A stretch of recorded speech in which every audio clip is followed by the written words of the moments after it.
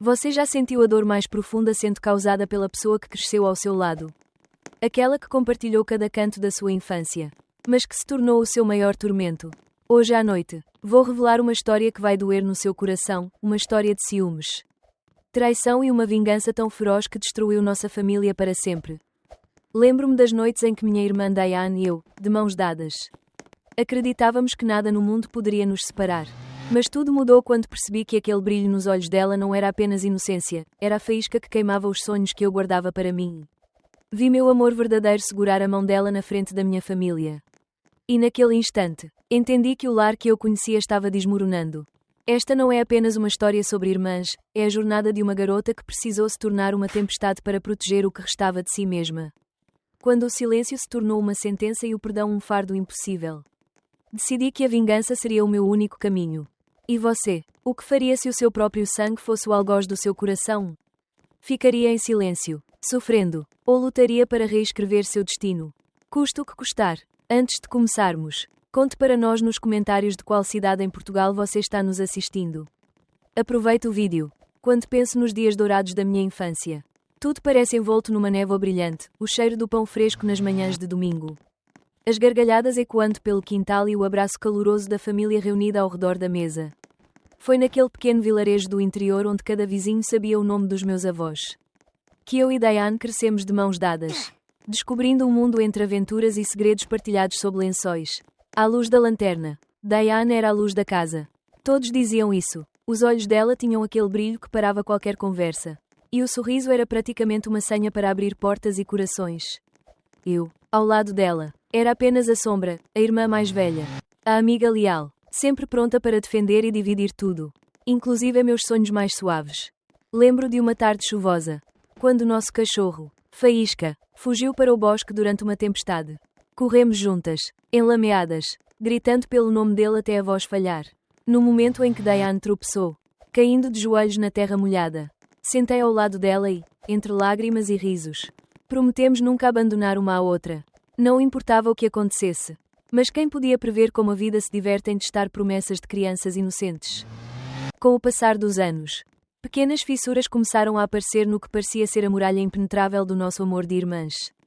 Nas festas de aniversário, enquanto eu me contentava com um bolo simples, Diane ganhava balões coloridos, vestidos novos e até um colar de prata de nossa avó, tradição reservada sempre à filha, especial. Bastava uma lágrima tímida da minha irmã mais nova ou um capricho pronunciado em voz melosa. E toda a atenção girava como um satélite, deixando-me órfã de olhares. Na escola, o padrão se repetia. Professores elogiavam o talento de Diane para dança enquanto eu me esforçava em silêncio na biblioteca. Amigos como Sara e Jorge, outrora meus aliados de aventuras, passaram a visitar nossa casa por causa dela, implorando para que Diane nos ensinasse a cantar ou contasse piadas. Em cada pequeno gesto cotidiano, eu sentia o peso invisível de estar sempre em segundo plano. Ser comparada, quase. Havia também os primos, tios e até Dona Lourdes, a vizinha fofoqueira, que presenteava Diane com chocolates e histórias dos tempos antigos, enquanto eu ajudava com as compras em silêncio e recebia apenas um obrigada. Querida, a mágoa crescia devagar, como erva daninha ocupando os cantos do coração. Mas nada doía mais do que as discussões silenciosas com a minha mãe. Certa noite, depois de um jantar em família, quando todos celebraram mais uma conquista de Diane, fui até a cozinha. Segurei a manga da mãe e sussurrei, porque ela sempre que falta em mim. Minha mãe sorriu, mas, tropeçando nas próprias palavras, murmurou apenas, ela só precisa de mais cuidados. Filha. E naquele instante, algo dentro de mim se partiu, uma compreensão amarga de que amor, por vezes, não é igual nem justo. E assim, mesmo cercada de gente, fui aprendendo a me calar, a engolir as pequenas humilhações que, de tão muitas, tornaram-se parte de mim. Não tinha para onde correr, em cada fotografia nas paredes. Eu era mais um detalhe. Diane era o retrato inteiro. As sementes do ciúme, do ressentimento, foram lançadas muito antes das grandes tragédias. As primeiras rachaduras do nosso castelo doméstico apareceram longe dos olhares dos adultos. Em silêncios abafados e promessas infantis quebradas dia após dia. A cada noite, olhando o teto do meu quarto, perguntava, quando foi que a minha melhor amiga virou a minha maior rival? E mal sabia eu, naquelas noites de inquietação, que as dores abafadas da infância seriam apenas o prólogo de uma tempestade muito mais cruel. onde amor e mágoa caminhariam lado a lado até romper tudo o que eu um dia pensei ser inquebrável. Foi nesse cenário de sonhadoras transformadas em rivais, de silêncios e lágrimas escondidas, que nasceu o terreno fértil para as grandes traições da juventude, onde o amor inocente iria, em breve, se tornar a primeira peça perdida do quebra-cabeça da minha família. O primeiro amor tem um brilho próprio, inocente, vertiginoso, capaz de transformar até a rotina mais cinzenta num festival de expectativas e sonhos impossíveis. Foi assim quando conheci o Trevor. Ele era novo na cidade. Sorriso tímido, olhar decidido. Nos corredores do liceu, sentia-me especial só pelo modo como ele me olhava, como se, finalmente, alguém visse além da sombra de Diane. Nosso relacionamento era um segredo bem guardado do coração. Lembro-me de tardes inteiras estudando na biblioteca, trocando mensagens sob a mesa e construindo castelos no ar, viagens futuros, segredos só nossos, mas, como tantas vezes na minha vida, ser feliz parecia ser uma permissão que me seria negada. Diane, sempre atenta, percebeu a relutância nos meus olhos. Na superfície, ela agia como a irmã amorosa, convidava Trevor para almoçar conosco. Ria de qualquer piada feita por ele, aproximando-se com uma naturalidade cruel. No começo, pensei que era só simpatia, mas as conversas deles tornaram-se cada vez mais íntimas. Olhares trocados no pátio, mensagens trocadas à noite, por engano, no grupo da família. Notei minha amiga Sarah também se afastando, trocando confidências com Diane sobre assuntos de mulheres que nunca chegavam até mim. A traição, quando chega, raramente é barulhenta. Uma tarde, voltando mais cedo do curso extra, encontrei Diane e Trevor sentados juntos no balanço do jardim, as mãos deles entrelaçadas sob a luz dourada do pôr do sol. Sorrisos singelos enquanto compartilhavam segredos que me excluíam. Senti meu chão desaparecer e, por um segundo, quis gritar, mas travei. Aquelas pequenas mortes diárias, a sensação de ser apenas figurante na minha própria história, tornaram-se insuportáveis, mas ainda assim, silenciosas. Tentei confrontar Trevor. Esperei por ele na saída da escola. Tive coragem de perguntar de olhos marejados: ela significa mais para ti? Ele abaixou a cabeça. Murmurou que precisava de alguém mais leve, mais divertida, como se minha dor fosse peso. Como se amar demais fosse um pecado. Em casa, nem mesmo chorei alto.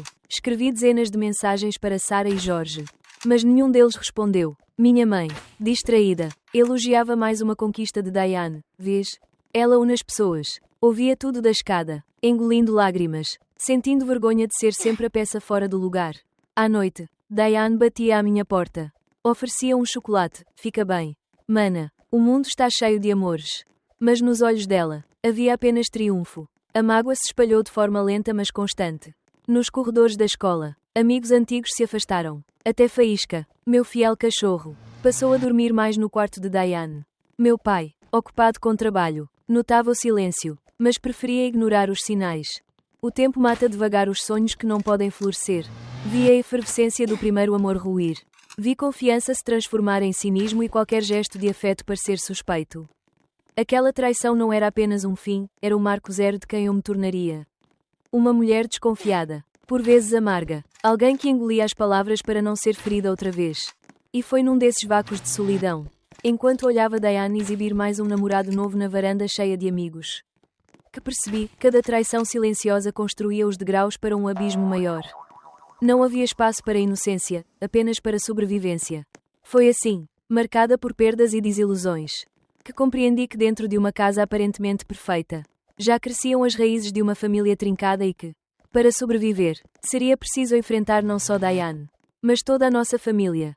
O que resta de uma família quando a confiança se desfaz em silêncio.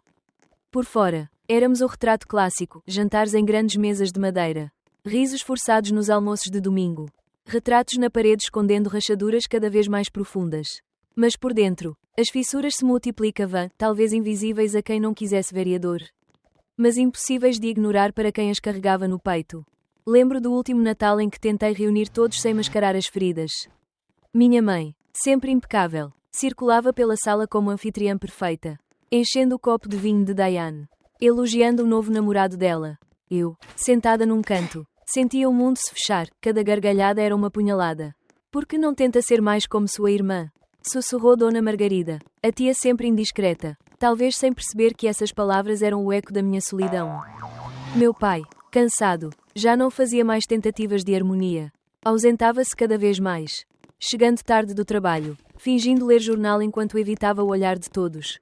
Nas noites de tempestade, escutava o murmúrio dos pais discutindo atrás da porta: você protege demais a Diane, e você nunca está aqui para ver o que ela passa.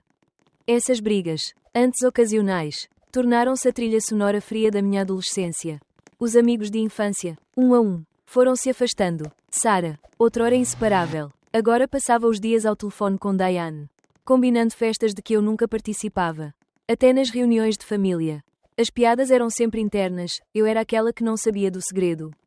Que não estava no grupo do WhatsApp. Que não curtia as fotos do grupo. Jorge, primo e confidente durante anos, confidenciou certa vez: às vezes parece que você gosta de complicar. Por que não ignora tudo isso? Como explicar a alguém de fora o peso de não ser vista nem dentro da própria casa? No meu aniversário de 18 anos, tentei resgatar algum sentido de pertencimento, organizando uma pequena celebração. Quase ninguém apareceu. Os poucos convidados riam mais por Diane do que comigo, minha mãe. Apressada, servia bolo enquanto conversava baixinho sobre um novo projeto da caçula. Naquele instante, desejei desaparecer, era preferível do que insistir em laços que só existiam na aparência. A atmosfera tornou-se sufocante. Comecei a sair de casa cada vez mais tarde, preferindo o silêncio da biblioteca ou longos passeios pelo rio. Seguia invisível, torcendo para que algum gesto mínimo me devolvesse a sensação de pertencer ali. Mas na maioria das vezes, só encontrava paredes e ecos. As brigas aumentavam, tanto abertas quanto veladas. Discussões explosivas sobre pequenas coisas, um vestido sumido, um bilhete não entregue, uma promessa não cumprida, transformavam-se em batalhas épicas. Com gritos, portas batidas e lágrimas escondidas. Minha mãe, entre o desespero e a negação, agarrava-se à imagem da família perfeita, no fundo. Vocês se amam. Passa logo. O meu pai apenas suspirava. Cada vez mais desencantado. Por trás de cada rotina partida viviam personagens esquecidos. Dona Lourdes. A vizinha preocupada. Tentava unir irmãos com conselhos manjados e bolos de laranja. O jovem catequista da igreja local. Alguém que me ouvia em silêncio. A avó Leonor. Cujos olhos transmitiam uma sabedoria pacífica, mas que cada vez mais se restringia ao papel de espectadora impotente. Mas, mesmo entre tantas tentativas de reatar os laços, percebia que certas palavras, uma vez ditas, jamais retornam ao lugar de onde saíram. A confiança, quando estilhaçada, dói mais do que a solidão, especialmente quando sabemos que ela só existiu para ser quebrada. E assim, no compasso lento dos dias, a família foi se desagregando. O que era abrigo virou apenas casa. O que era afeto, virou rotina, e eu, vasculhando teimosamente os escombros, ainda buscava entender até onde a dor de pertencer a uma família pode moldar, destruir e reconstruir quem somos. Com os laços frágeis e os corações partidos, só me restou uma escolha: continuar lutando por migalhas de amor. Ou aceitar que às vezes precisamos nos reinventar de dentro para fora. Foi nesse vazio, nessa busca desesperada por sentido, que algo escuro começou a crescer dentro de mim. Porque quando o perdão não é mais suficiente e o lar deixa de ser refúgio, até o coração mais dócil pode se transformar. E foi aí que nasceu a semente da vingança.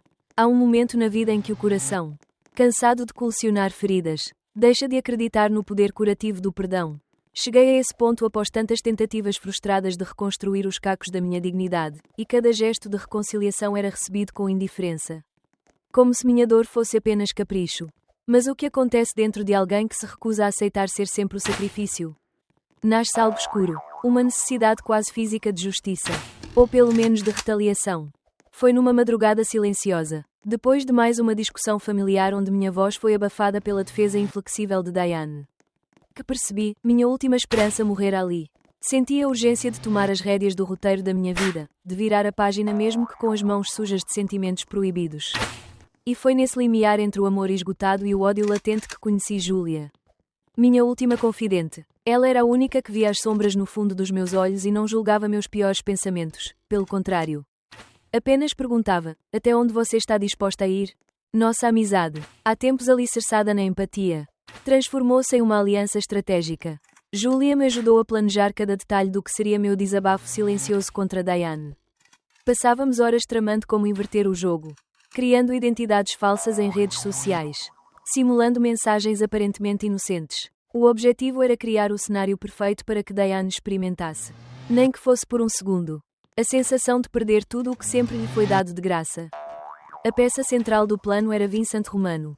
Descobrimos seu perfil num grupo virtual de investidores, atraente, sedutor, mas com um histórico suspeito que só olhos atentos conseguiriam notar. Não demorou até que transformássemos Vincent em um personagem irresistível para Diane, encontros planejados, elogios estrategicamente lançados em festas e a promessa de aventuras emocionantes. Julia interpretou uma amiga distante de Vincent, reforçando sua credibilidade em pequenos eventos sociais frequentados por Diane e seu círculo. Enquanto tudo se desenrolava, a batalha interna tornava-se mais cruel do que qualquer vingança. À noite, eu ensaiava desculpas diante do espelho, inventando desculpas para minha própria consciência. Havia piedade, dúvida, vontade de apertar pausa e recuar. Mas cada lembrança de humilhação, cada olhar indiferente de Diane ou reprovação silenciosa da minha mãe, alimentava o fogo que queimava a culpa. O mais difícil era fingir indiferença, vê-los juntos nos eventos da cidade. Escutar minha mãe elogiar a sorte de Diane por ter encontrado um pretendente tão charmoso e sorrir como se nada me atingisse. Mesmo Julia, por vezes, questionava se estávamos indo longe demais. Você realmente acha que vai se sentir melhor depois disso? E eu, sem coragem de responder, apenas olhava pela janela, esperando que a resposta viesse no silêncio da vingança consumada. Vincent cumpriu seu papel, Diane, fascinada por seu mistério, mergulhou de cabeça sem imaginar a armadilha. Cada passo dela era seguido por Julia e por mim, mensagens trocadas. Convites aceitos. Pequenas traições cotidianas.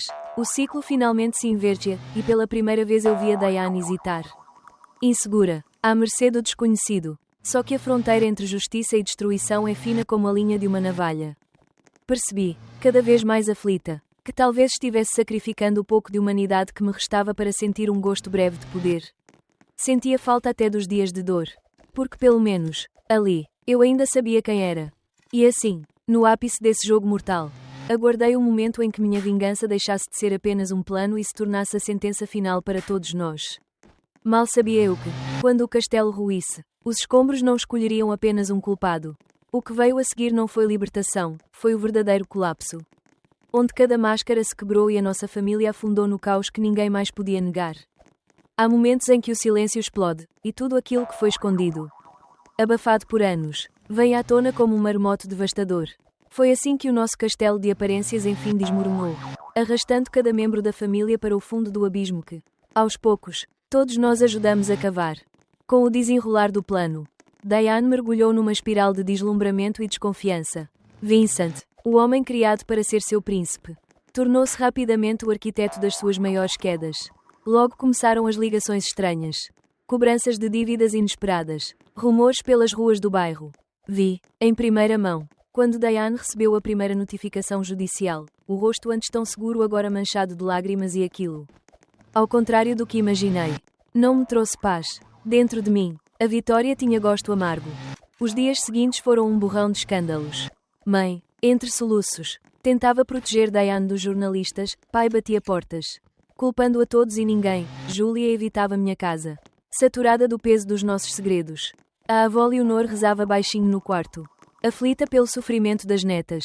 Até Dona Lourdes, a vizinha, já comentava no mercado, aquela família era tão unida. Foi numa madrugada tempestuosa, quando a notícia da prisão de Vincent explodiu nos noticiários, que o confronto final aconteceu. Uma tempestade de emoções transbordou, Diane invadiu meu quarto. Trêmula, os olhos em lágrimas e fúria. Por que tu me odeias tanto? Ela gritou, a voz rasgando as paredes. Tudo o que sempre pedi era o teu amor. Mana, porque só recebia desprezo. Nesse instante, toda a mágoa acumulada durante anos irrompeu numa discussão brutal. Gritamos, culpamos, relembramos cenas da infância como facas atiradas umas às outras. Eu disse o que nunca tive coragem, como me sentia invisível. Usada, trocada em cada pequena escolha dos nossos pais. Ela confessou o medo de nunca ser suficiente. Que viver à sombra de expectativas também era um castigo.